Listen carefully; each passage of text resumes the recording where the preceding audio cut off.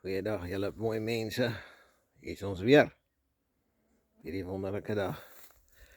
Ja, hier is goed, ek is hier so, by 'n mooi plekkie om te bid. Ja, nou hier rond kyk.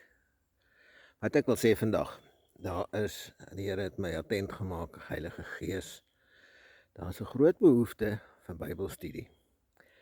Nou wat ek daarby bedoel is nie groot groepe nie, wat ek daarby bedoel is 4 tot 6 mense.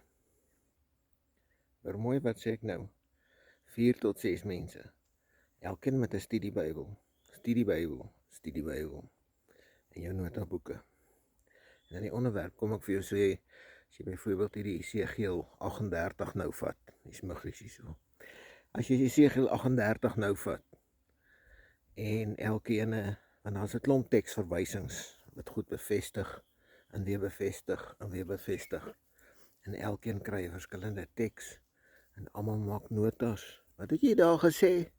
Sê weer, waar kry jy dit?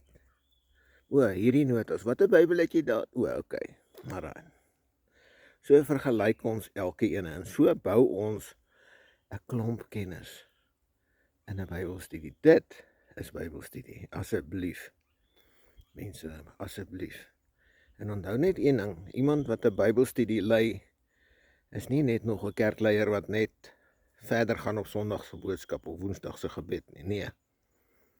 Hy's 'n fasiliteerder, soos in 'n selgroep.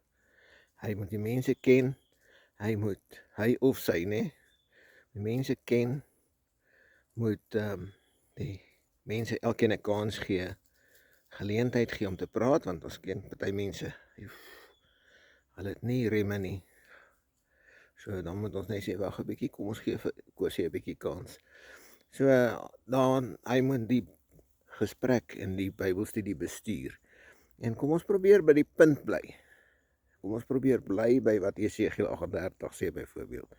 Dat ons nie te veel rondloop nie. En dit is vir my baie goed. Maar daar's regtig op hierdie oomblik, soos wat ons nou staan, 'n groot behoefte om vinnig en akkuraat by die regte waarheid te kom. Daar is groot skuwe in die geesteswêreld. Asseblief, ons moet luister, anders gaan ons onkant gevang word. Julle moet asseblief gehoorsaam wees, en ek vra dit in Jesus naam. God bless you.